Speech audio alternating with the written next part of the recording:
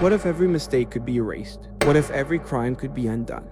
For Cersei, the watch wasn't a curse, it was a temptation, a way to kill, reset, and pretend nothing ever happened, until the line between who she was and what she had done completely disappeared. The game opens with Cersei sitting in her new apartment, the TV playing in the background. The news is grim: a mass murder in the nearby city of Sigurd. 8 people stabbed to death in one night. No suspect, no answers. It's the kind of story that makes your stomach twist. Then the broadcast quickly shifts to the weather. Heavy rain is on the way to Dugo. Dugo is a quiet little town just next to Sigurd, where Cersei just moved. This was supposed to be her escape, a calmer life away from the chaos of the city. But right from the start, the storm is already closing in. Cersei sighs, reminding herself to grab her raincoat before heading to her first shift at the bookstore. Boxes are still stacked all around her place, barely unpacked. She hasn't even settled in yet. On the table, there's a letter from her brother Carl. He tells her that even though their parents think she made a reckless move, he gets it. He knows how stressful city life can be. But at the very end of the letter, there's a line that stops everything cold, everyone moving on from Lila. We know it wasn't your fault. Who was Lila? What happened to her? And why does Carl feel the need to remind Cersei she isn't to blame?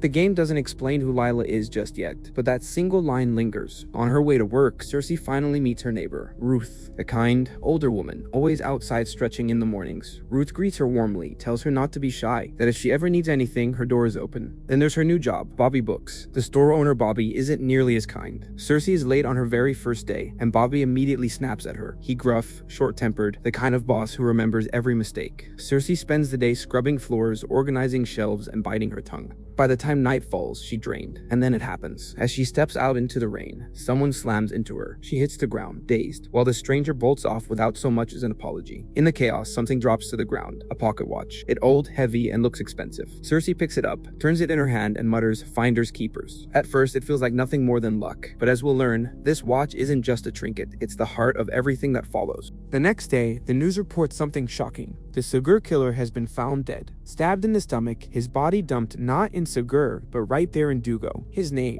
Dr. Tim Travis, a scientist working at the Sigurd Research Lab. According to his colleagues, he changed overnight. Calm and collected one day, restless and deranged the next. And then, 8 murders in a single night. The news unsettles Cersei. On the table sits a half-finished letter to her brother Carl. She tells him she's settling in, mentions her neighbor Ruth, who stretches every morning, and then almost slips. Writing that her boss reminds her of Lila. She scratches that line out. Whoever Lila was, Cersei isn't ready to put it into words yet. She shakes it off and runs to work. Late again. Bobby yells, she apologizes, the shift drags on, and by nightfall, she goes home. Nothing strange, and the days keep repeating like that. Bobby scolding her, Ruth greeting her with a smile. The game actually skips over the monotony. With a time jump just like that, 42 days pass by. It's only on day 43 that things start to break. That morning, the news talks about scientists in Sigurd and their theories of infinite timelines. Not time travel exactly, but something close, shifting your consciousness into another version of yourself in a parallel world. For most people, it's just abstract science. For Cersei though, it plants a seed. Then the weather forecast cuts and rain is finally returning after weeks of dry skies, and that small detail makes Cersei pause. She remembers her first day here when the rain poured down and her life seemed like it was starting fresh. Now weeks later, it feels like that beginning is repeating itself, but she's already tired. On the table sits another letter to Carl. This one is finished. She tells him she adjusted, that Ruth has even given her free stuff, and that she can't really complain. But then she admits something darker, that moving out felt freeing at first, but that feeling has already faded. She almost confesses more, there's something I need to tell you, but scratches it out. Even to Carl, she can't bring herself to put it on paper. Cersei grabs her raincoat and heads out. Ruth greets her on the street, cheerful as ever. Cersei mutters back a hello and rushes past, already late again. At the bookstore. After that day's shift was done, Bobby finally snapped. He calls her over, lays into her about never showing up on time, and tells her she's finished. Fired. Just like that. And this time, something in Cersei breaks. Weeks of bottled up guilt and anger spill over. Her vision goes red, and she stabs Bobby in the neck with a pen. Blood covers the floor. Cersei panics. She tries to clean it up, but just as she's mopping away the blood, Ruth walks in.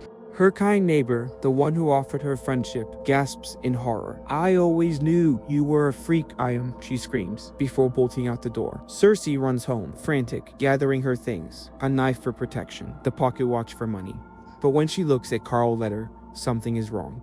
New words are scrawled across it in red. Freak. You did it again, just like Lila. As Cersei tries to run, but police have already arrived, Cersei steps outside, pleading. But she's holding both the knife and the watch. To them, she looks armed.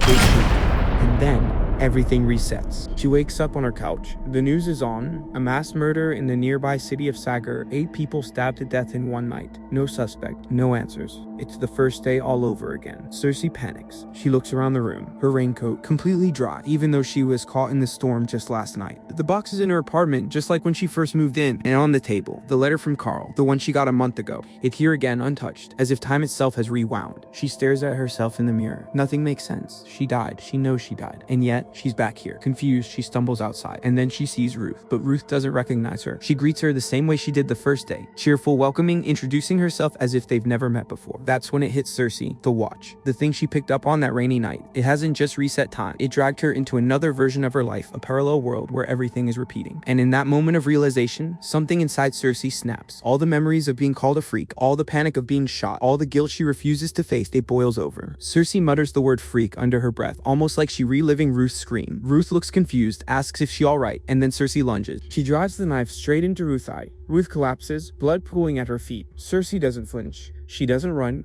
She simply grips the watch tighter and uses it, again jumping once more through time, now fully aware of the horror she's capable of. She isn't in Dugo anymore. Instead, she's standing in a strange, endless place. A calm blue sky stretches above her, an ocean of still water below, and in the distance, a single door, floating, waiting. She starts walking toward it, but before she can reach it, something crashes into the water from above. A body. Ruth's body. Cersei blinks, shaken, and tries again. She walks toward the door once more, but this time 2 corpses plummet from the sky, Bobby and Ruth together, splashing into the waves. The third time, it's worse. Hundreds of bodies fall all at once, slamming into the ocean, piling on top of each other, faceless, nameless, yet familiar. Every version of Bobby, every version of Ruth, every timeline where she's already done this before. It is as if the watch itself is showing her the truth. She isn't killing them for the first time. She'd been killing them again, and again, and again, so many times that even she lost count. Finally, on her 4th attempt, she reaches the door. When she passes through, she wakes up back in her apartment. But this world is different. Ruth is missing. Her body is stuffed in the bathroom shower. On the table as a research paper. The paper explains that real-time travel isn't possible. You can't rewind the same timeline like a videotape. But what is possible is shifting your consciousness into another timeline, one that running just slightly behind. Think of it like this: in our world, it's 7:30 p.m. In a parallel timeline, it's 7:25 p.m. If Cersei uses the watch to jump, her mind leaves her current body and slips into the version of herself in that other world. To her, it feels like she just traveled 5 minutes into the past. This is why the corpses fall from the sky in that strange dimension. Every time Cersei kills Bobby or Ruth and resets, she isn't undoing it. She's stacking more versions of herself on top of each other, hopping from one world to the next, leaving behind trail after trail of bodies. It not escape, it multiplication. But what happens to the Cersei she just abandoned? Does it still feel pain? Or does it become an empty husk? Cersei leaves her house. She heads toward the bookstore again. When she arrives, Bobby stares at her in confusion. Cersei? You were supposed to show up days ago. You never came back. I don't need people like you wasting my time. Get out. Cersei never worked those long weeks. She never built up the routine.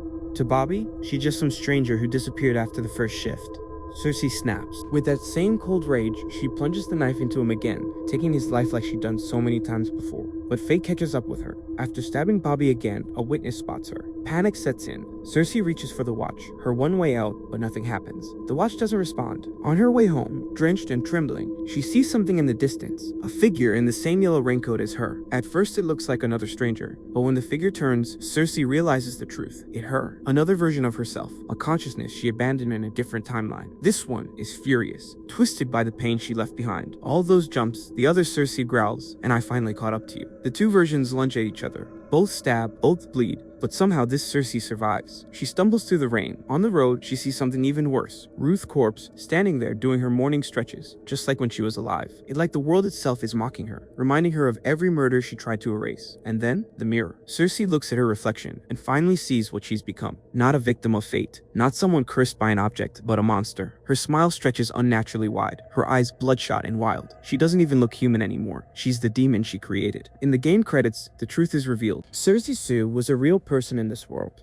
Arrested in 2005 after killing 3 people, including a 67-year-old woman. During questioning, she claimed she had traveled back and killed her victims hundreds of times. Declared unstable, she was sentenced to life in prison, but died mysteriously in 2006. And now a small talk with my subscribers and future subscribers. Thanks for your support so far. I see a lot of people watch my videos and enjoy it, and as you can see, I'm still in my learning stage of how I can properly storytell the best possible way. So I want to ask you all two things. Watch my videos till the end, comment and tell me where should I improve, what part you enjoyed, and what you think about the story. As I can't improve without you all guiding me. And second, subscribe, like and share if possible. Without at least 1k subs, my videos won't get pushed to a large audience, and without likes again, the algorithm won't push my videos, so they both are really important for this channel. I'm trying to do my best, and I ask you to show me support in keeping this channel alive. That's all I ask, and thanks again. See you in the next one.